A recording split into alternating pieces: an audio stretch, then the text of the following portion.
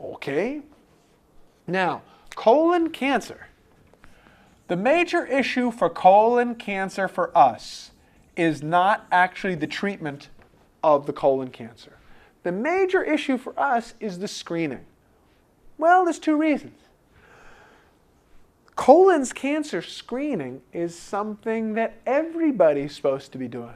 It's a general step 2 USMLE problem.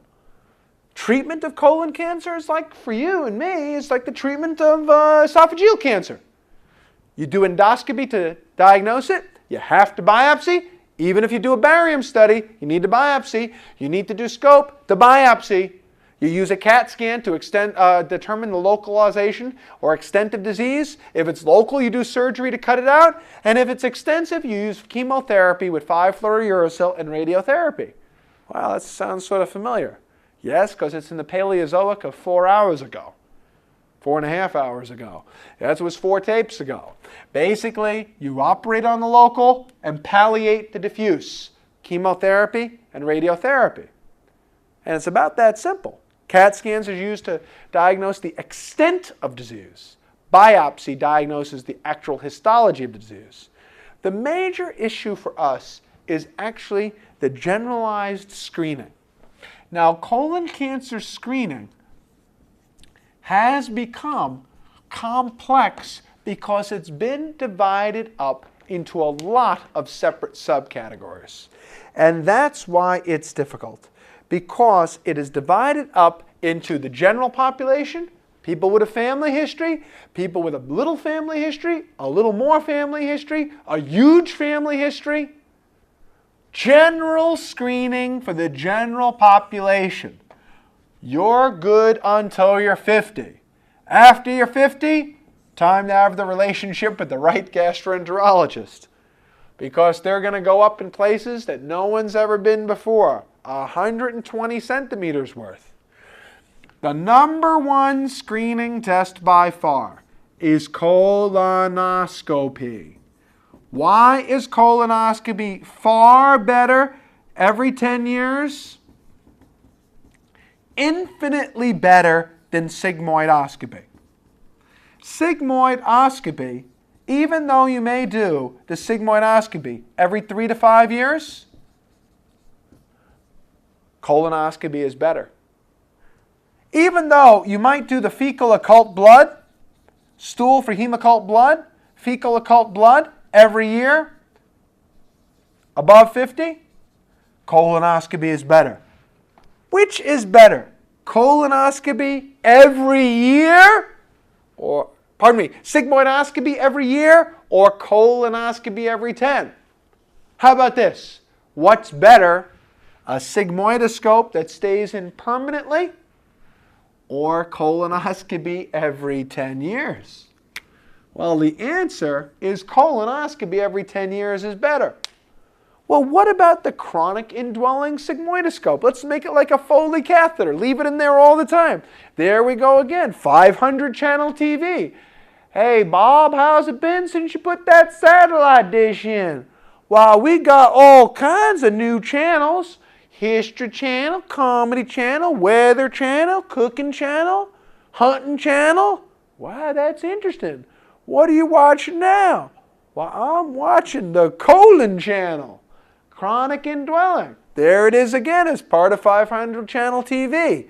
The reason that colonoscopy is better is that 40% of cancers can't be seen by sigmoidoscopy. Because no matter how often you do your sigmoidoscopy, it still is only 60 centimeters long. And no matter how many sigmoidoscopies you do, you have 40% of the cancers occurring higher, proximal, too far out of the reach of sigmoidoscope to see. You got 120 centimeters of small bowel. The sigmoidoscopy only reaches into 60. So you can do a sigmoidoscopy every 20 minutes, you're still not going to see the right side of the colon. And that's why colonoscopy is better. Because no matter, it's like the carpenter's joke. Why, I cut this board 3 times and it's still too short. No matter how often you do that sigmoidoscopy, It's not going to see the right side of the colon. Colonoscopy every 10 years. Fecal occult blood has too many false positives and false negatives. Colonoscopy is by far the best test. Now, here's the standard thing. What if you have a single family member with a history of colon cancer? If you have a single family member with a history of colon cancer, you start at age 40. And you go the usual thing. Colonoscopy every 10 years. You just start early.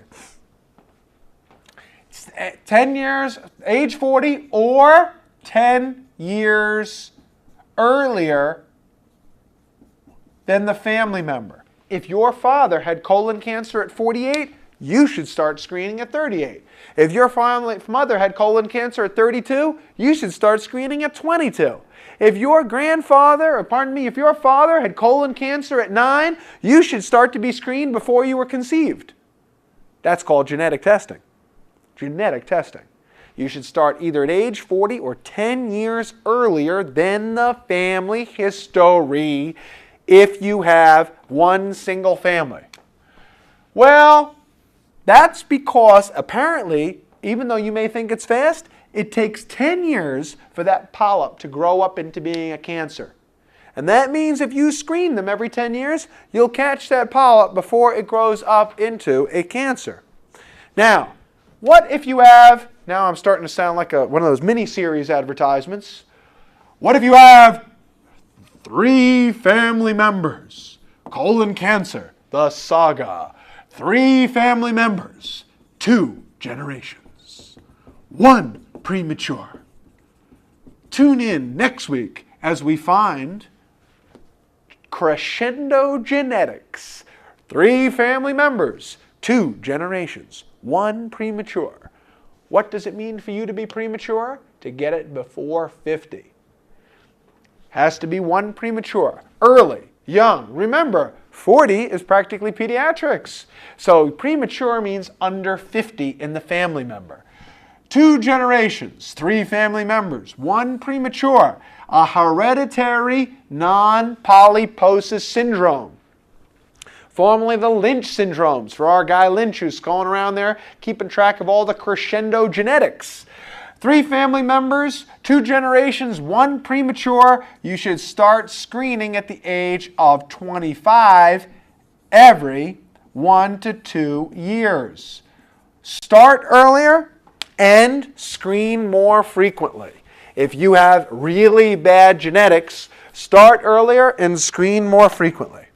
Now, when I was young and foolish like you, or looking at this tape, I used to think that familial polyposis, familial adenomatous polyposis, I used to think that familial polyposis and juvenile polyposis, familial polyposis and juvenile polyposis, I used to see them as the same thing. Well, they both got the word polyposis. Family, juvenile. I got a family and I'm pretty juvenile, so I used to see them as the same thing. But the difference is, familial polyposis is familial adenomatous polyposis, and adenomas go on to cancer 100% of the time. So familial adenomatous polyposis, also known as adenomatous polyposis coli gene, everybody's got cancer by 50. By 50? You mean when you should normally start screening? When you would normally start, everybody's already got cancer by 50?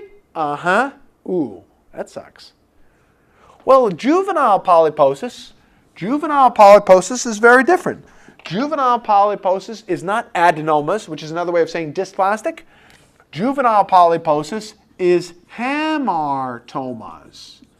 And hamartomas is like Peutz-Jeghers syndrome. And Peutz-Jeghers syndrome, what's different about that is it's got those melanic or melanotic spots in the lips. And the Peutz-Jeghers syndrome with those melanotic spots, the difference is Peutz-Jeghers with its melanotic spots is very different because this is hamartomas. Now, those hamartomas only have a 10% risk of cancer. Now, 10%, well, gee, I remember when I first heard this number, I go, 10%? Well, that's still a lot.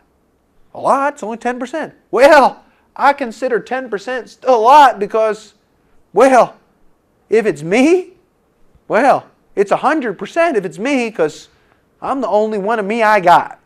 So I consider 10% a lot because if I'm the 10%, I'm the only one of me I got.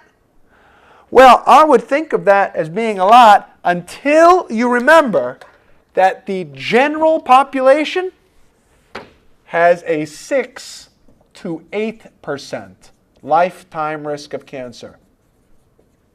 General population? You mean you have a 10%, 6 to 8% risk? General population? Uh-huh. Kind of makes you want to run out and have a colonoscopy and get rid of the red meat today, doesn't it?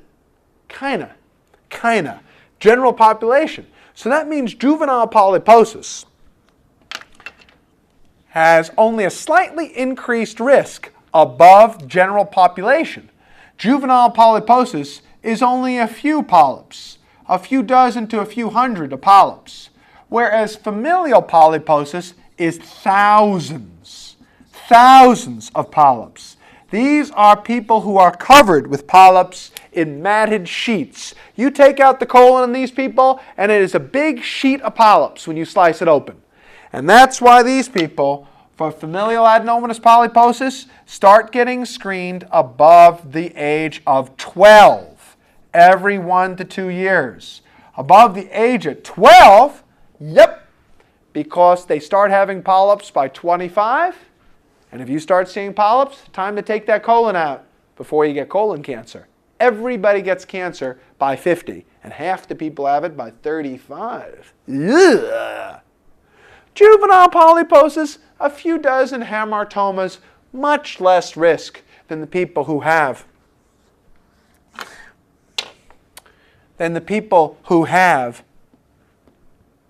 familial adenomatous polyposis. Gardner's syndrome. The only thing that's different about Gardner's is that Gardner's has soft tissue tumors. Gardner's has osteomas. Gardner's has soft tissue tumors. Gardner's has soft tissue tumors of the mandible. Osteomas, lipomas, and the only difference about those is osteomas and lipomas, there's no increased screening. And the last one is Turcot's or Turcot syndrome, depending on whether you like to say Bergers or Burgers, whether you like to say torsade de pointe or turn around a point. And Turcot's syndrome is simply the association of central nervous system tumors as well as colon cancer. But there's no increased screening for 1, 2, 3, or 4. There's no increased screening for these. The increased screening hits its maximum at familial adenomatous polyposis, where you have virtually everybody in the family getting colon cancer, and everybody should be screened early. The general screening method for colon cancer is colonoscopy every 10 years, sigmoidoscopy every 3 to 5, or fecal occult blood testing every year after 50 are alternatives to colonoscopy every 10 years. A single family member means that you should start screening at the age of 40 or 10 years earlier than the family member. If your family member had their colon cancer at 52, you should start at 40, 10 years earlier at the normal frequency. If you have hereditary non-polyposis colon cancer syndromes, you start screening at 25 every 1 or 2 years. And you continue through the lifetime because this is crescendo genetics, but without the polyps. When you have familial adenomatous polyps, it's all these hundreds and thousands of polyps on top of it, and the screening is enormous because once you start developing polyps, it's time to take that colon out. Juvenile polyposis is hamartomas, and hamartomas has very minor malignant potential. It is a precancerous syndrome, but it's a minor one. It's not much more than the general population. Get that colon clean, find the nearest endoscopist, stop eating that red meat, stop smoking,